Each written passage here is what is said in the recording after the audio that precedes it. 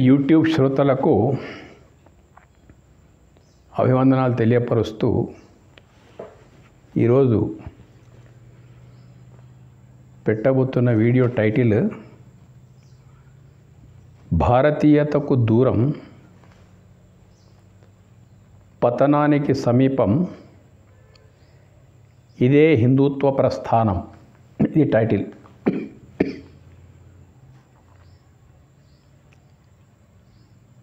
భారతీయతకు దూరం అనేటువంటిది ఏంటిది అనే విషయం మనం ఫస్ట్ తెలుసుకోవాలి. భారతీయత అంటే ఏమిటి? ఈ దేశానికి భారతదేశం అని ఎందుకు పేరున్నది అనే విషయం మనం తెలుసుకోవాలి. భారతదేశానికి ఈ పేరు ఉందంటే ఈ పేరులోనే దివ్యత్వం ఉంది. ఈ పేరును గనక విడదీసి అర్థం గ్రహిస్తే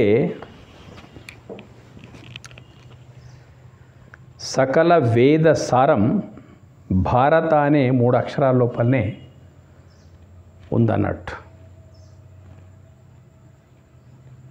ఇది దేశం పేరుకున్న అద్వితీయమైనటువంటి మహిమ. ఇప్పుడు దీన్ని విడదీస్తే భా అనేది అక్షరం ఒకటే అయినా రతః అనేది ఒక శబ్దము, భా అనేది ఒక శబ్దం, రెండు అయిపోతాయి అన్నమాట. అక్షరం ఒకటే ఉంది. మొట్టమొదటి భా అంటే ఏంటిదో తెలుసుకుందాం. భా అంటే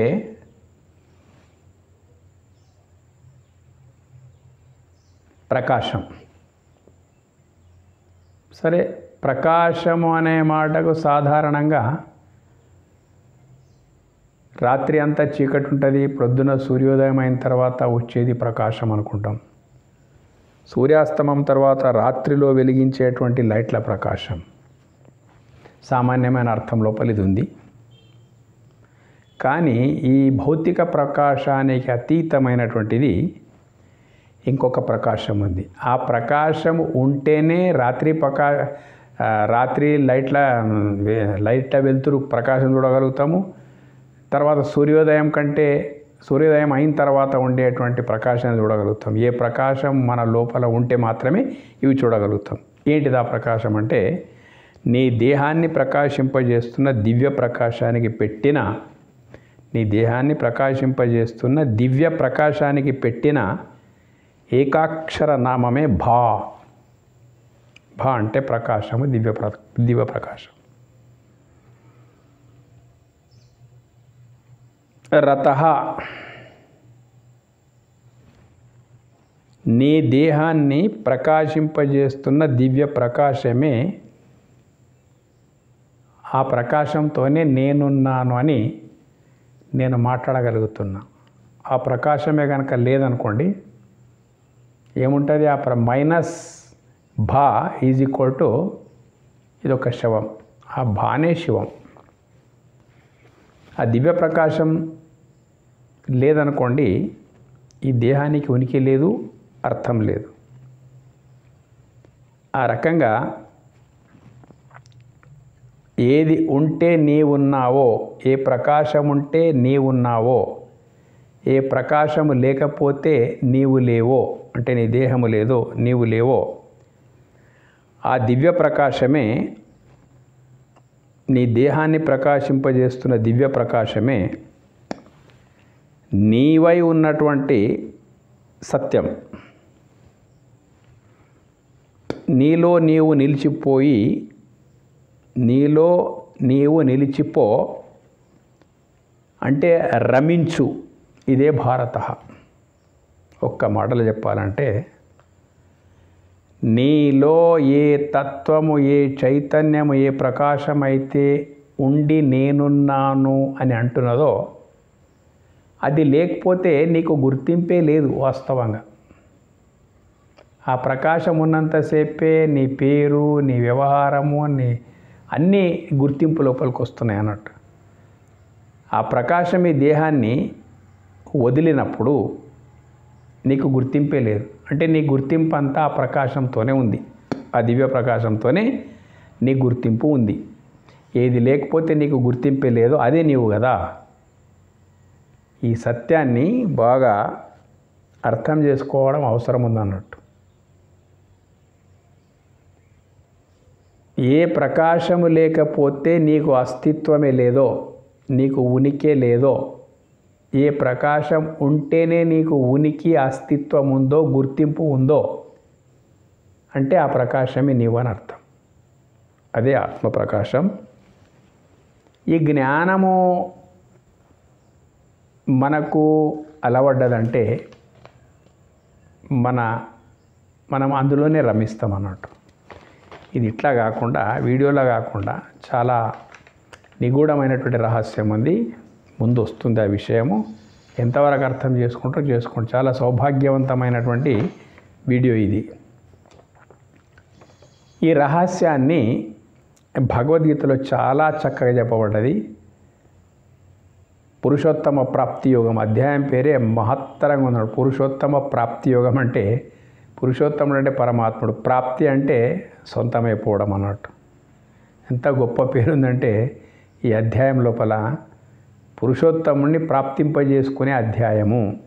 అందులోపల 15వ అధ్యాయం అది భగవద్గీతలో 15వ శ్లోకం అన్నట్టు.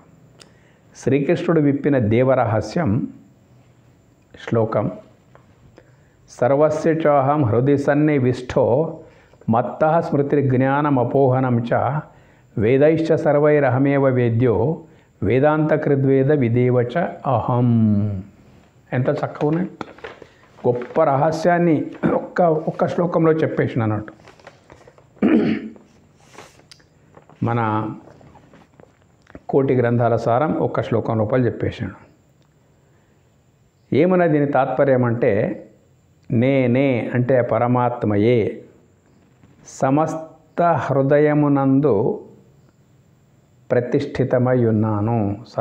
సర్వస్య చాహం అన్ని హృదయాలు, హృది సన్నివిష్టో అంటే అన్ని హృదయాల్లో ప్రతిష్ఠితమైనటువంటిది సర్వస్య చ అన్ని హృదయాల్లో ప్రతిష్ఠితమైనటువంటిది అహం అంటే నేనే అంటున్నాడు అన్నట్టు పరమాత్మ.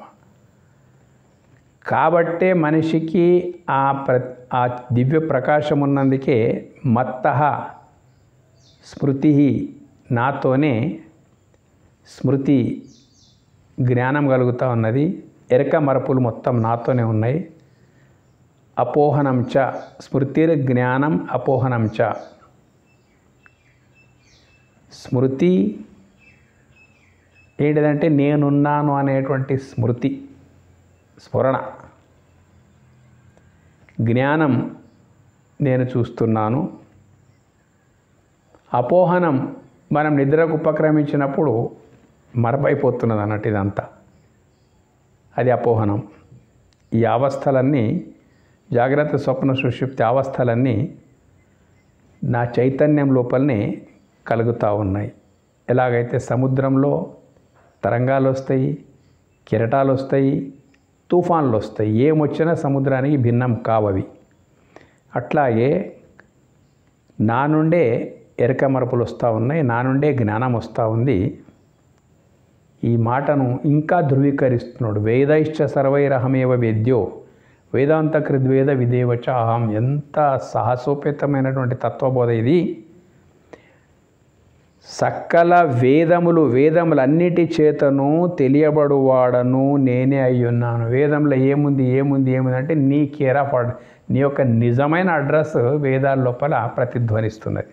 అంటే వేదములన్నిటి చేతను ఎన్ని మంత్రాలు వేదం లోపల 24,000 మంత్రాలు ఉన్నాయంటారు. ఎన్ని మంత్రాలు ఉన్నప్పటికైనా కానీ ప్రతి మంత్రములో ఈ చైతన్యం యొక్క రహస్యం ఉందన్నాడు. మొత్తం మీద ఏంటంటే నీ లోపల ఉండేటువంటి ఏదైతే దివ్య చైతన్యం ఉందో దాని గురించే వివరించబడ్డది. ఎందుకు? ఏ చైతన్యం నీ లోపల ఉందో అదే చైతన్యం విశ్వమంతా పరివ్యాప్తమై ఉన్నది. ప్రతి భూతం లోపల కూడా అదంతా ఉంది. చరాచర భూతాల లోపల ఉన్నదంతా అపరమాత్మ చైతన్యమే. కాబట్టి వేదమంతా దాన్నే వర్ణించింది. ఏ మంత్రం తీసుకున్నా కానీ దాని వర్ణనే ఉంది. కాబట్టి ఏ వర్ణన అంటే నీలో ఏది నేనంటున్నటువంటి ఆత్మతత్వం ఉందో ఆ ఆత్మతత్వమే విశ్వమంతా వ్యాపించి ఉన్నది కాబట్టి వేదము ఎన్ని ప్రదక్షిణలు ఎన్ని మంత్రాలు చెప్పినా ఆ విషయాన్ని చెప్పిందట. వేదములన్నిటి చేతను తెలియబడవాడను నేనే. ఏం అడ్రస్ ఉన్నది వేదాలన్నిటి లోపల కూడా? నా అడ్రస్సే ఉంది. ఏది నీలో నేనై ఉన్నదో ఆ వేదము నా ద్వారానే వచ్చింది. వేదము నన్ను గురించే చెప్తా ఉన్నది. ఎంత అద్భుతమైనటువంటి విషయం! ఆధ్యాత్మిక జిజ్ఞాస కొంత ఉన్నా తరించిపోయేటువంటి తరించిపోయేటువంటి వాక్యాలు ఇవి మొత్తం మీద. లేకపోతే అర్థం కావు. 2 కళ్ళు లేనని ముంగట నిలువుటద్దం ఎంత విలువైంది పెట్టిన ఎట్లా లాభం లేదో, ఇప్పుడు మేము పెట్టే వీడియోస్ అంతా బాగా ఆధ్యాత్మికంగా ఎదిగినటువంటి వాళ్ళకే పెడతా ఉన్నాం. వేరే కథలు, ఇతిహాసాలు, పురాణాలు చాలామంది చెప్తా ఉన్నారు. అందులో మేము చెప్పి గొప్పగా సాధించేది ఏముండదు. మాకంటే బాగా వాళ్ళు చెప్తూ ఉంటారు. అవన్నీ మేము కూడా వింటూ ఉంటాం అవన్నీ. అయితే మేము పెట్టే వీడియో లోపల కేవలం వేదాంత విజ్ఞాన విషయమే ఉంటుంది. ఏమైనా మొట్టమొదలు కొంచెం దాని యొక్క జిజ్ఞాస మనిషి లోపల ఉంటే జన్మధన్యం. అలాంటి శ్లోకం ఇది. వేదములన్నిటి చేతను తెలియబడవాడను నేనే, వేదం నెరింగిన వాడను నేనే. నా నుంచే వేదం వచ్చింది, వేదంలో ఉన్నదంటే నా సంగతి. ఏ నేనైతే నీలో నేనని ప్రకాశిస్తున్నదో ఆ నేనే పరమాత్మ నేను. ఎంత గొప్ప విషయం అనేది లోపల. ఆ తర్వాత ఈ దివ్య రహస్యం ఇతర ఏ మత గ్రంథాల్లో ఇంత విస్పష్టంగా లభించదు, ఇంత సాహసోపేతంగా ఉండదు అన్నట్టు. భయపడిపోతారు వాడు. దేవుడంటేనే భయపెట్టేయి మతాలు. దేవుని గురించిన భయమును పటాపంచలం చేసేటువంటిది సనాతనం ధర్మం. మతము దేవుడంటే భయాన్ని పెంపొందిస్తుంది. ధర్మము దేవుడంటే ఉండే భయాన్ని త్రుంచివేస్తుంది. ఎందుకంటే దేవుని రహస్యం విస్పష్టంగా భారతీయ సనాతన ధర్మం లోపల ఉంది కాబట్టి ఇతర ఏ మత గ్రంథాల్లో ఇంత విస్పష్టంగా లభించదు దేవుడు అటువంటి రహస్యాలు అన్నట్టు. సనాతన భారతీయ సాహిత్యం అంతా ఈ తత్వం చుట్టే ప్రదక్షిణ చేస్తూ ఉంది. వేదాలన్నీ కూడా నీలో నేనై ఉన్నటువంటి విషయాన్నే బోధిస్తున్నానని చెప్పిన తర్వాత ఇంకా వేదం, శృతులు, స్మృతులు, ఇతిహాసాలు, పురాణాలు, ఉపనిషత్తులు, ఆగమ శాస్త్రాలు, దర్శన శాస్త్రాలు, రకరకాల దర్శనాలు ఉన్నాయి మన దగ్గర. ఒక్కొక్క ఋషి దర్శించినటువంటి అద్భుతమైనటువంటి ఏవైతే దర్శనాలు ఉన్నాయో వాటన్నిటినీ చూస్తూ ఉంటే ఎన్ని ఉపనిషత్తులైనవి, వేలాది ఉపనిషత్తులు అయిపోయినాయి అన్నట్టు. మొత్తం మీద అన్నీ కూడా సనాతన భారతీయ సాహిత్యం అంతా ఈ తత్వం చుట్టే ప్రదక్షిణ చేస్తుంది. ఏ తత్వం? ఏది నీ లోపల ఉంటే నీవు ఉన్నావో ఆ తత్వమే తత్వం. ఆ తత్ పదార్థమే ఈ త్వం పదార్థమైంది. తత్వం చుట్టే ప్రదక్షిణ చేస్తూ ఉంది. అందుకే భారతదేశం యొక్క వైభవం. అందుకే ఈ భూమండలం యొక్క ఆధ్యాత్మిక రాజధాని భారతదేశం. ఈ భూమండలం అంతా ఒక రాజ్యం అనుకుంటే, దానికి రాజు భగవంతుడు అనుకుంటే, ఆ రాజ్యానికి రాజధాని భారతదేశము. రాజు సాక్షాత్ పరమాత్ముడే. రాజ్యాంగం ఏమిటంటే వేదమే రాజ్యాంగం అన్నట్టు. 4 వేదాలు. అంటే ఈ శ్లోకం ఏదైతే 15వ అధ్యాయంలో 15వ శ్లోకం ఉందో మీరు ఇంట్లో కూడా బాగా దాన్ని విచారణ చేసుకోవచ్చు. 4 వేదాల సారం ఈ ఒక్క శ్లోకం లోపల ఉందన్నట్టు. ఇది మన పరంపర యొక్క వైభవం. మన పరంపర లోపల వచ్చినటువంటి మహాపురుషులు ఎవరైతే ఉన్నారో వాళ్ళు ఒక్క శ్లోకాన్ని 1,00,000 శ్లోకాలుగా మార్చిండ్రు. 1,00,000 శ్లోకాలని ఒక శ్లోకం లోపల తీసుకొని వచ్చిండ్రు. అలాంటి క్రోఢీకరణ సాక్షాత్ శ్రీకృష్ణ పరమాత్మ ద్వారా జరిగింది కాబట్టి ఈ శ్లోకం లోపల 4 వేదాల సారాంశం ఇది ఉందన్నట్టు. ఇది జీర్ణమైన వారు ఎవరికి జీర్ణమైపోతుంది? ఏ కొంత పూర్వాగ్రహం ఉంటే, ఏ కొంత వేదాంత విచారము చేయాలనే జిజ్ఞాస మనిషి లోపల ఉంటే వాళ్లకు జీవోదేవ సనాతన అంటే ఈ జీవుడు మరేదో కాదు, సనాతనమైనటువంటి ఆ దేవుడే ఈ జీవరూపం లోపల శివజీవ భేదరహిత అభేద స్థితి. ఇదే ఆత్మజ్ఞానమన్నా, బ్రహ్మజ్ఞానమన్నా, తత్వజ్ఞానమన్నా అన్నీ పర్యాయ పదాలే దీనికి అనేటువంటి విషయం మనము మరచిపోకూడదు.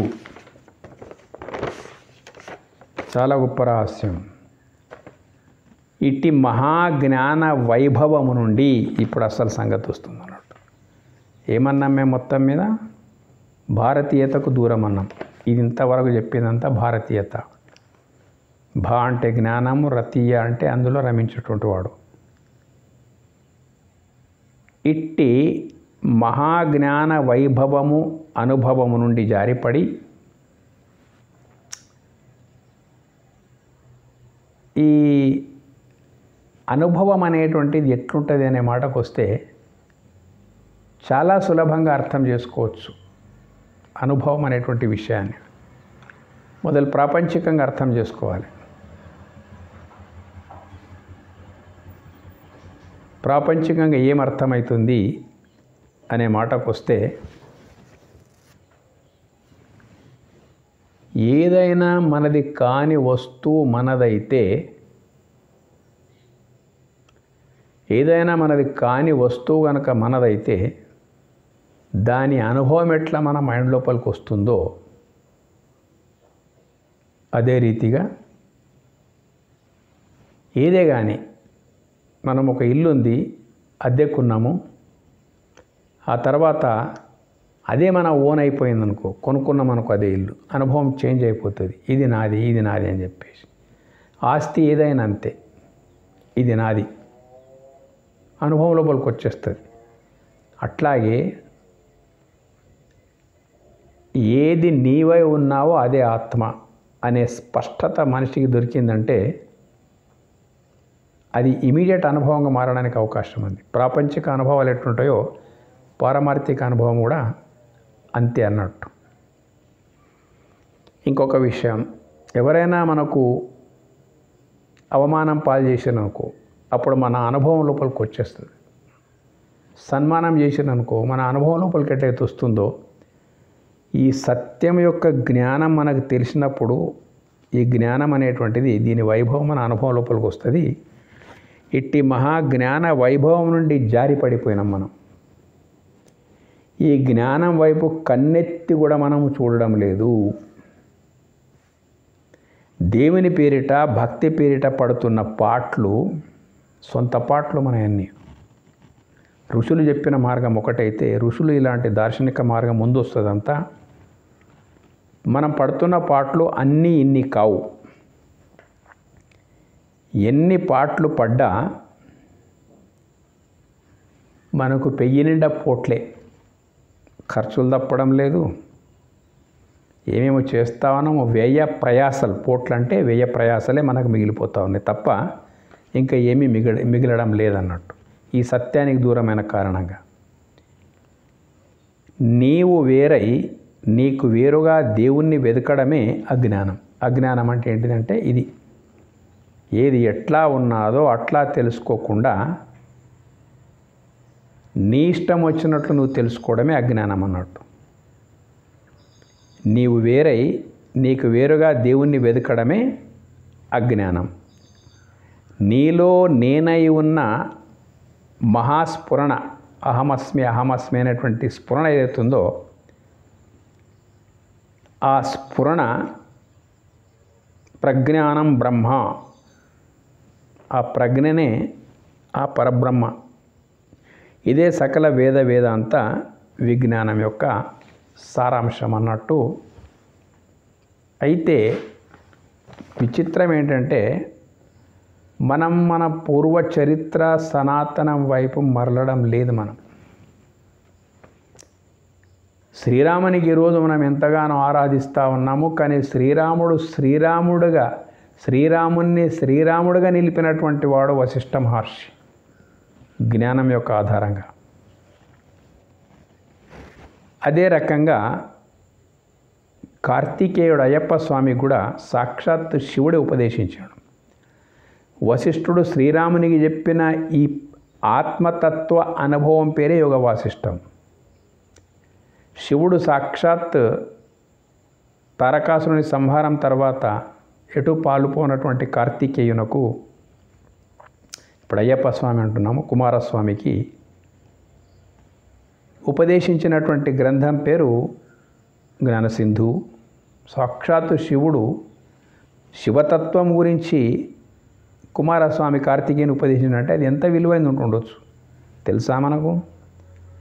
అష్టావక్రుడు జనక మహారాజుకు ఉపదేశించినటువంటిది అష్టావక్ర గీత అనున్నది. శ్రీరాముల వారు ఆంజనేయులకు ఉపదేశించినటువంటిది ఏంటిదప్ప అంటే వశిష్ఠ మహర్షి శ్రీరామునికి చెప్పిన బోధ సమగ్ర సారాంశమే శ్రీరాముడు తనకు పరమభక్తుడైనటువంటి ఆంజనేయునికి కూడా ఉపదేశించిండు అన్నట్టు.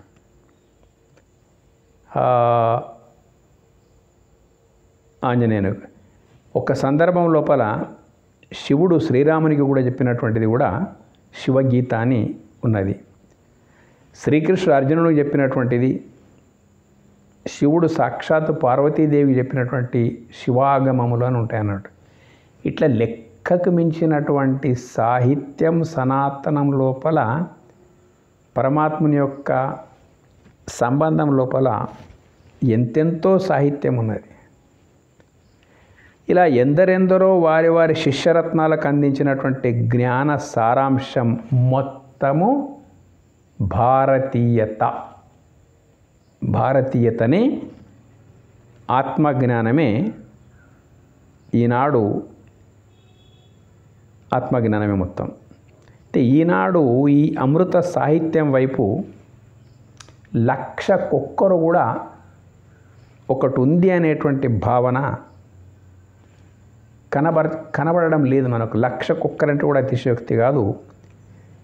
ఈ సనాతనంగా మనకు అందినటువంటి ఏదైతే జ్ఞానం ఉందో ఆ జ్ఞానం వైపు దృష్టి ఎవరు సారించడం లేదన్నట్టు, కన్నెత్తి ఎవరు చూడడం లేదు. తర్వాత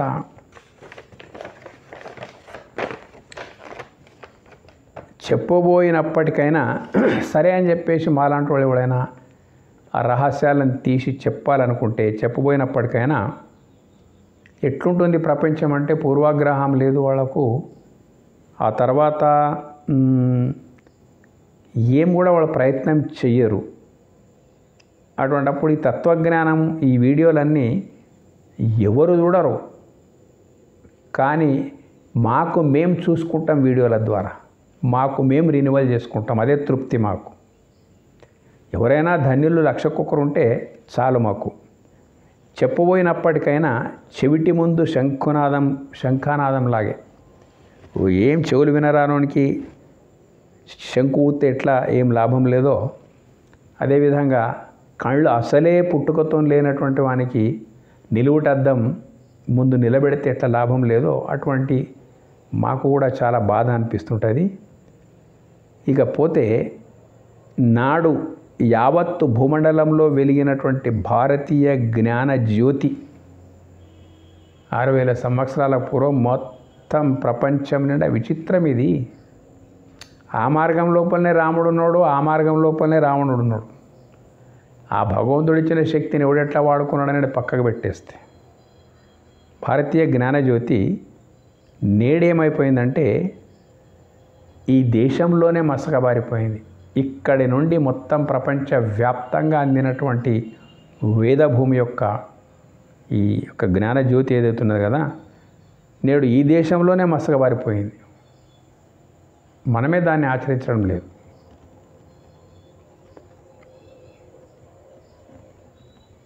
నీలో దైవం కాంచడమే జ్ఞానం. నీలోనే దేవుడు అనేటువంటి వాడు నీలోనే ఉన్నాడని ఎప్పుడైతే నువ్వు ఆ అనుభవానికి వస్తావో ఆ అనుభవం పేరే జ్ఞానం. దేవుని సర్వత్రా దర్శించడం, బయటి ప్రపంచం అంతా అణువణువులో దర్శించడం విజ్ఞానం. జ్ఞానము విజ్ఞానమే రెండు అయిపోయినాయి. ఈ రెండింటికి నోచుకోక కళ్ళు లేనివాడు అద్దము ఇంతమోలు చెప్పినట్లు నిలబడ్డట్లే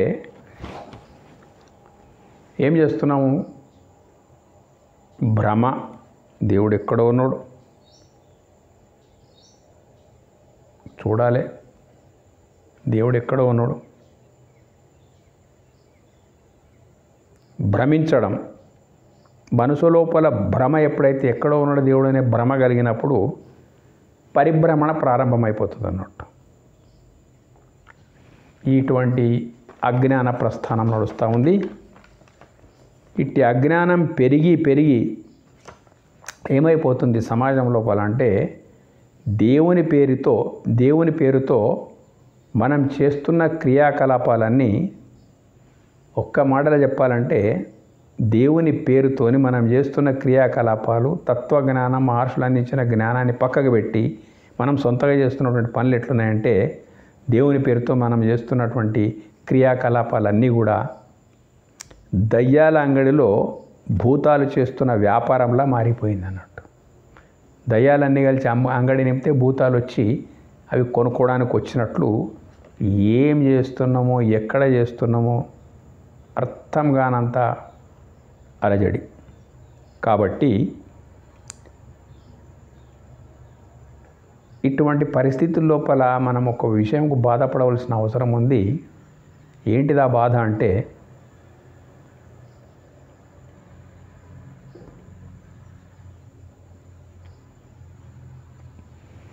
ఈ దేశం లోపల మునుపున్న గుడుల కంటే కూడా బాగా పెరిగిపోయిన లక్షలాది సంఖ్య లోపల గుడులు పెరిగిపోయినాయని మొత్తం మీద. వాటి గుడులు ఎన్ని గుళ్ళు పెరిగిపోయినాయి, ఎంత అర్చకులు పెరిగిపోయినరు, ఎంత ఖర్చు పెరిగిపోయింది, ఎన్ని దర్శనాలు పెరిగిపోయినాయి, ఎన్ని ఉత్సవాలు పెరిగిపోయినాయి, ఎన్ని మహోత్సవాలు పెరిగిపోయినాయి. ఇటువంటి ఎన్నెన్నో వర్ణించలేనని పెరిగిపోయినప్పటికైనా కానీ హిందువుల సంఖ్య భూగోళంపై అయితే ఎప్పుడో తరిగిపోయింది.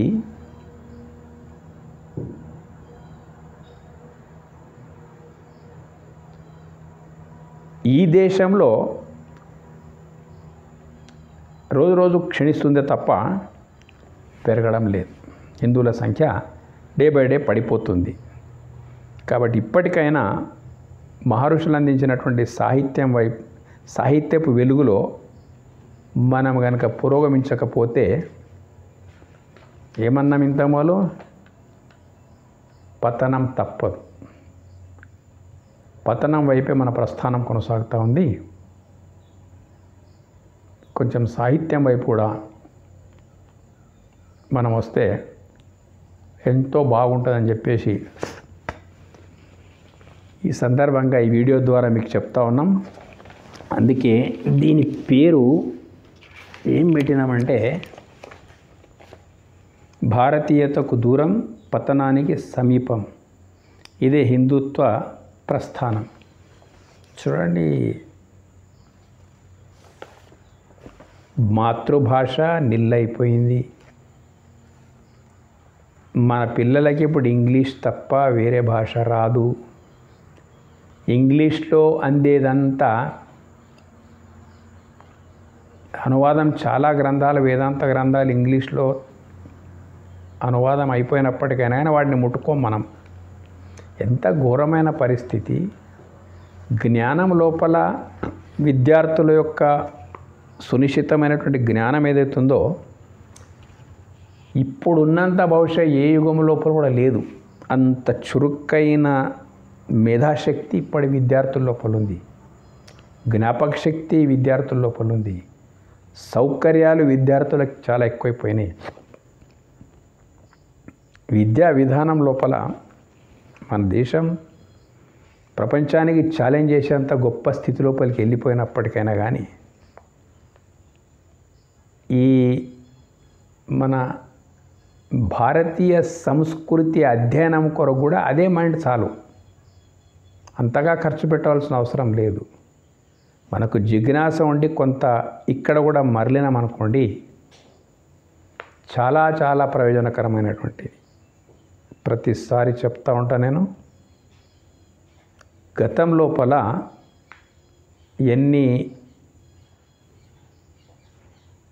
ఎంతైతే గతం లోపల మనము మన రామునికి కానీ కృష్ణుని కానీ గొప్ప గొప్ప వాళ్లకు ఏం దొరికింది, చాలా కష్టపడితే కానీ ఋషాశ్రమాల పోయి జ్ఞానాన్ని పొందినరు వాళ్ళు. ఇప్పుడు అలాంటి పరిస్థితి లేదు. ప్రతిదీ ఏ యుగం లోపల కూడా విద్య ఆర్జనకు అందుబాటు లోపల ఏ యుగంలో లేనంత గొప్ప గొప్ప అందుబాటు యుగం లోపల ఉన్నది. అయితే ప్రాపంచిక పొట్టకూటి విద్యల కొరకు బ్రహ్మాండంగా మన మేధస్సును ఉపయోగిస్తున్నాము, ఆ భౌతిక జ్ఞానాన్ని సంపాదిస్తున్నాం. కానీ భారతీయత వరకు వచ్చేవరకే శూన్య స్థితి లోపలికి వెళ్ళిపోయినాము. ఇప్పుడు నడుస్తున్నటువంటి ప్రస్థానం ఇదే. దీని లోపల నుంచి మేల్కోకపోతే పతనం చాలా దగ్గర లోపలనే ఉన్నది. ఒక్కొక్కసారి అనిపిస్తుంది ఇప్పుడు 80 సంవత్సరాలైంది స్వాతంత్రం వచ్చి, మన పిచ్చి ఇలాగే కొనసాగి మన మేధాశక్తినంతా భౌతిక విద్యల కొరకే అంకితం చేస్తూ పోయినామనుకోండి, ఏం మిగులుతుంది మనకు లాస్ట్కు? ఇది శతాబ్ది ఉత్సవాలు ఏవైతున్నాయి కదా, శతాబ్ది అంటే 100 సంవత్సరాలు స్వాతంత్రము, ఇంకా 79 సంవత్సరాలు, ఇంక 21 సంవత్సరాలు అయితే 100 సంవత్సరాలు అవుతుంది. స్వాతంత్రము 100 శతవార్షికోత్సవం ఏదైతే ఉందో, భారతదేశ స్వాతంత్రం యొక్క శతవార్షికోత్సవం అప్పటికి మనం భౌతికంగా మాత్రం చాలా ఎదుగుతూ ఉన్నాము. కానీ ఆధ్యాత్మికంగా మనం అప్పటి వరకు ఏమైపోతామో, మన సనాతన ఆచార విచారాలు, సనాతన సాహిత్యము ఈ వీడియో లోపలనే ఉండిపోతుందో, ఏమైపోతుందో అర్థం కానటువంటి దుర్దశ జ్ఞాపకం చేసుకుంటేనే భయం వేస్తుంది. ఇది పెరగాలంటే కొంచెమన్నా మన సాహిత్యం వైపు మన దృష్టి ఉంచి, అందరూ చదవవలసిన అవసరం లేదు, అందరూ చేయవలసిన అవసరం లేదు. 100 కనీసం సనాతన ధర్మం అంటే ఏమిటో తెలుసుకున్నటువంటి వాళ్ళు ఉంటే తప్పకుండా విశ్వగురు స్థానం లోపల మనం వెళ్ళిపోవడానికి అవకాశం ఉంది. 1% చాలు. జనసంఖ్య లోపల, హిందువుల జనసంఖ్య లోపల 1% ఒకటే 1% స్త్రీలైనా పురుషులైన విద్యావంతులు, 100కి సనాతన సాహిత్యం యొక్క వైభవం ఏమిటిది, భారతీయత అంటే ఏంటిది అనేటువంటిది మనం తెలుసుకున్నాం అనుకోండి, ఎలాంటి లోటు లేకుండా ఎదుర్కోగలుగుతాం మనం. ఎదుటి వాళ్ళు ఎంతటి ఆర్భాటాలతో వచ్చినా మనకు ఉండేటువంటి జ్ఞానం కరెక్ట్ ధార్మిక జ్ఞానమే కనుక అయిందనుకోండి, పాండవులు 5 మంది, కౌరవులు 100 మంది, దానికి భయపడవలసిన అవసరం లేదు. మన పక్షం చాలా కరెక్ట్ ఉండాలన్నట్టు, మన జ్ఞానం చాలా కరెక్ట్ ఉండాలి. అనుభవాత్మకమైనటువంటి జ్ఞానాన్ని మనం ఋషులు ప్రసాదించినటువంటి ఇంతవరకు చెప్పినటువంటి అన్నీ కొంచెం స్టడీ చేస్తే మనకి ఎలాంటి లోటు ఉండదు. లేదంటే పోటు తప్పదు. స్వాతంత్ర శతవార్షికోత్సవం వరకు ఏమవుతుందో ఆ దేవుడు ఎరుగు. ఈ వీడియో మీకు నచ్చినట్లయితే మీరు సబ్స్క్రైబ్ చేయండి. ఇలాంటి వీడియోలు మేము పెడతా ఉంటాము, చూసి తరించడానికి ప్రయత్నం చేయండి. మాకు ఎలాంటి లాభాపేక్ష లేదు. సబ్స్క్రైబర్స్ పెరిగితే అది వాళ్ళకే లాభం. మేము పెట్టేది మాత్రం వేదాంత విజ్ఞాన సార సర్వస్వంకు సంబంధించిన వీడియోలు ఉంటాయి. ధన్యవాదాలు.